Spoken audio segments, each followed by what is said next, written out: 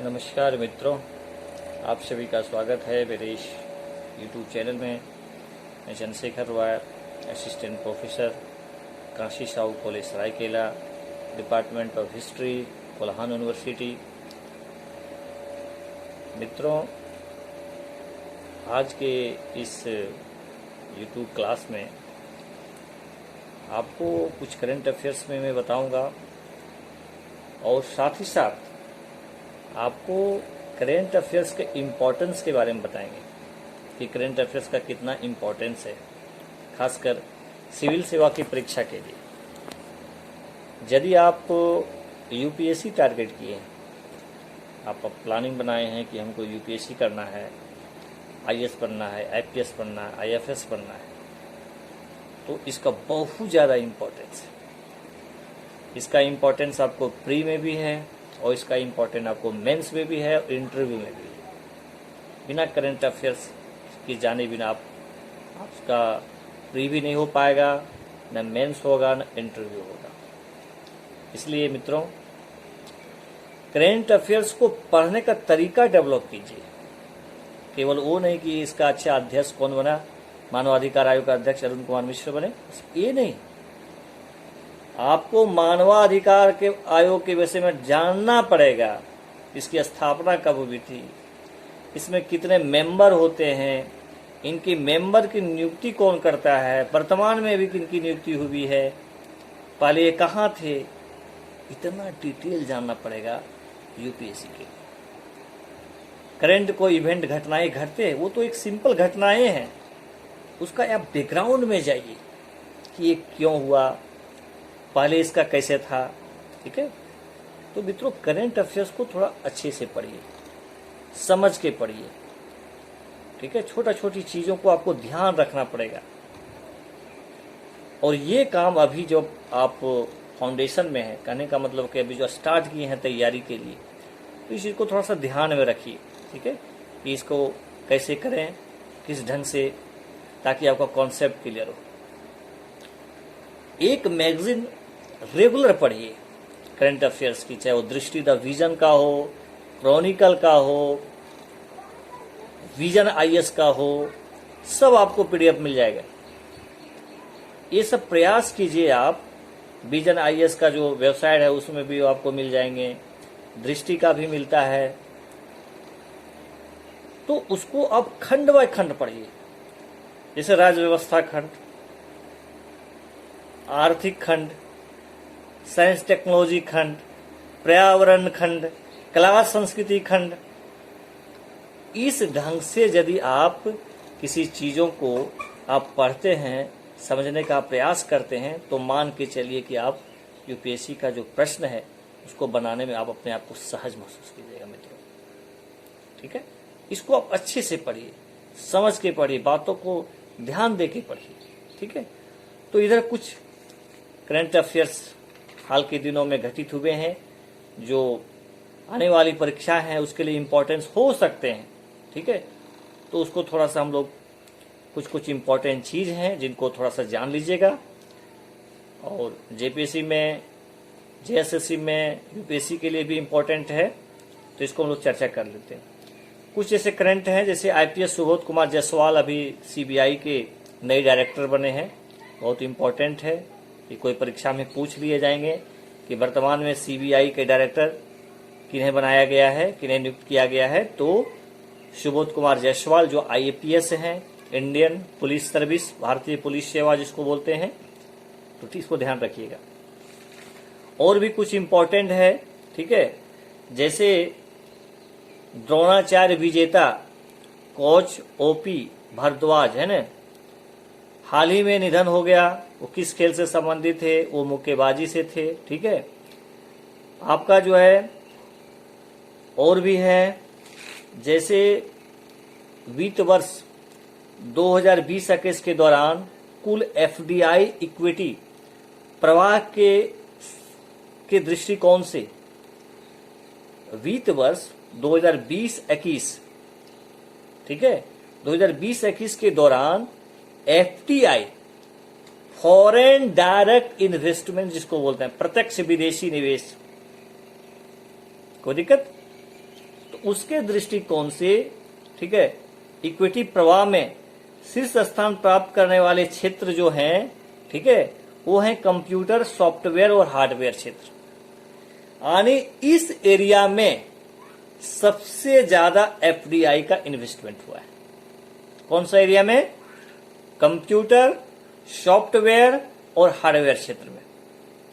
आगे है कि उत्तराखंड सरकार ने, यानी उत्तराखंड सरकार के द्वारा कोरोना के कारण अनाथ हुए बच्चों के लिए वात्सल्य योजना, जेपीएससी में पूछा कैसे जा सकता है कि हाल ही में वात्सल्य योजना किस राज्य सरकार के द्वारा शुरू किया गया है? तो बताइए किस राज्य सरकार के द्वारा शुरू किया गया है? तो उत्तराखंड सरकार के द्वारा। इसके तहत क्या किया जाएगा? उन बच्चों का पालन पोषण के और शिक्षा के लिए संपूर्ण जिम्मेदारी सरकार उठा लिए कि उस बच्चा का पालन पोषण और पोषण, है ना, पालन पोषण शिक्षा की जो पूरी जिम्मेदारी है वो गवर्नमेंट ने उठा ली है। तो वात्सल्य योजना, सभी बच्चे याद रखिएगा कि ये उत्तराखंड सरकार की योजना है। कोई दिक्कत? चलिए आगे है कि सिर्फ निवेशक देशों की दृष्टि से, सिर्फ निवेशक दृष्टिकोण से वित्त वर्ष 2020-21 में सिंगापुर 29% के साथ शीर्ष पर है। शीर्ष निवेशक जो सबसे ज्यादा निवेश किए। इसके बाद संयुक्त अमेरिका है 23%, मॉरिशस 9% का स्थान है। सबसे ज्यादा शीर्ष निवेशक देश में यदि कोई देश आता है तो है आपका सिंगापुर। इसको याद रखिएगा सभी लोग। आगे है एक ठो 17+1, ये यूपीएससी के लिए इंपॉर्टेंट है। जेपीएससी के लिए इंपॉर्टेंट ज्यादा नहीं हो सकता है, लेकिन यूपीएससी में पूछा जाता है। 70+1 को ऑपरेशन फोरम, 70+1 को ऑपरेशन, जिस सहयोग जिसको बोलते हैं, को ऑपरेशन फोरम क्या है? तो चीन के नेतृत्व में गठित एक जो है सो संस्था है, ठीक है, एक फोरम है। चीन के नेतृत्व में जो गठित हुई एक फोरम है, तो ये इसको याद रखिएगा। 17+1 एक प्रकार का फोरम है जिसके शीर्ष पर चीन है। देखिए हाल ही में केरल के एक किसान साजी एनएम को व्यक्तिगत श्रेणी में भारत जैव विविधता पुरस्कार 2021 से सम्मानित किया गया। किससे सम्मानित किया गया? 2021 जैव विविधता पुरस्कार से। ये केरल के रहने वाले। ध्यान रखिएगा, संभावित रूप से खतरनाक श्रेणी में वर्गीकृत क्षुद्र ग्रह जो 1 जून को पृथ्वी से 4.5 मिलियन किलोमीटर के निकटतम दूरी से, ठीक है, गुजर गया। ठीक है, आज के डेट में, आज तो 2 जून है, 1 जून को ही ये गुजरे थे। इसका जो नाम है याद रखिएगा 202 है ना 1 KTI, ठीक है, 2021 KTI। इस तरह से एक प्रकार का क्षुद्र ग्रह जो 1 जून को पृथ्वी के एकदम नजदीक से गुजरेगी। आगे है कोलंबो जानते हैं, श्रीलंका की राजधानी है। राजधानी कोलंबो के निकट, अभी बदल गया है, ठीक है, कोलंबो के निकट समुद्र में मौजूद कंटेनर जहाज MV एक्सप्रेस पर्ल, ध्यान रखिएगा नाम, MV एक्सप्रेस पर्ल में लगी आग पर काबू पाने के लिए, ठीक है, वो जो है सो उसमें आग लग गई, ठीक है, जहाज में, उसको उस आग से काबू पाने के लिए, ठीक है, एक अभियान जारी है। अभियान, ठीक है, तो भारतीय तटरक्षक बल पोत वैभव और वज्र द्वारा, यानी तटरक्षक बल हैं, उनका नाम है वैभव और वज्र द्वारा, यानी अभियान जारी है कि उसमें जो आग लगे हैं उस पर काबू पाया जा सके। ठीक है, तो बहुत इंपॉर्टेंट है। तो किसके द्वारा ये अभियान जारी है तो तटरक्षक बल के द्वारा। और पोत का नाम भी याद रखिएगा, वैभव और वज्र। ठीक है, वज्र।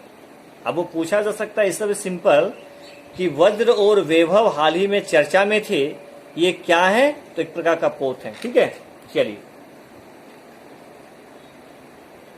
देखिए, एक व्हाइट मॉन्यूमेंट ध्यान रखिएगा, जो हाल ही में खबरों में था। व्हाइट मॉन्यूमेंट किस देश में स्थित एक 4000, ठीक है, 4000 साल पुराना युद्ध स्मारक है।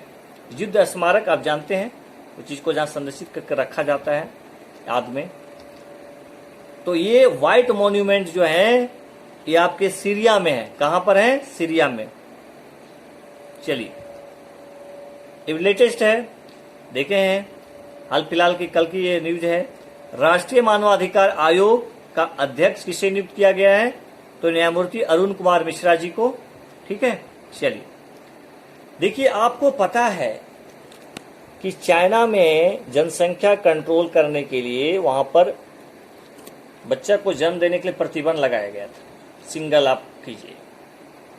लेकिन अभी देखा गया कि वहां पर बुजुर्गों की संख्या घट रहे हैं, बढ़ रहे हैं, युवा संख्या कम रहे हैं।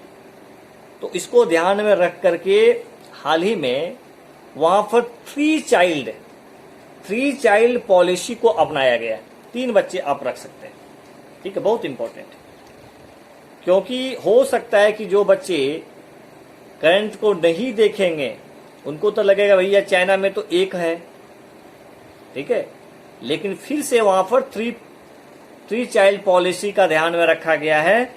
तो ये चीन के द्वारा, यानी हाल ही में किस देश ने 3 चाइल्ड पॉलिसी को अपनाया है?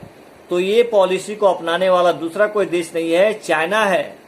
और वर्तमान में चाइना सबसे ज्यादा जनसंख्या वाला देश है, हम सेकंड में नंबर में आते हैं। लेकिन एक तो समय लग रहा था कि भारत जो है पास कर जाएगा, लेकिन यदि वो अपनी पॉलिसी को बदल रहा है तो फिर उसकी भी जनसंख्या बढ़ जाएंगे। ठीक है, तो ध्यान रखिएगा, 3 चाइल्ड पॉलिसी अभी हाल ही में चाइना के द्वारा किया गया। तो ये याद रखिएगा, ये सब बहुत इंपॉर्टेंट था। ठीक है, और भी जैसे कुछ पॉइंट हैं जिसके विषय हम लोग चर्चा करेंगे नेक्स्ट क्लास में। बस ये वीडियो बनाने का मकसद मेरा यही था। करंट अफेयर्स तो आज गूगल में, यूट्यूब में न जाने अब कहां से उसको आपको मिल जाएंगे। लेकिन इस क्लास के बाद ये आप जान लीजिए कि करंट अफेयर्स को सिंपल एक 1 लाइनर से काम चलने वाला नहीं है, उसको हमें डिटेल देखना पड़ेगा। और अब के बाद हम यदि 2 ही करंट अफेयर्स आपको बताएंगे तो उसका बैकग्राउंड भी हम बताने का प्रयास करेंगे कि इसका क्या बैकग्राउंड है, ताकि आपको यूपीएससी के लिए हम अच्छे ढंग से तैयार कर सकें। ठीक है, तो आज के लिए बस इतना। आप सभी को बहुत बहुत धन्यवाद।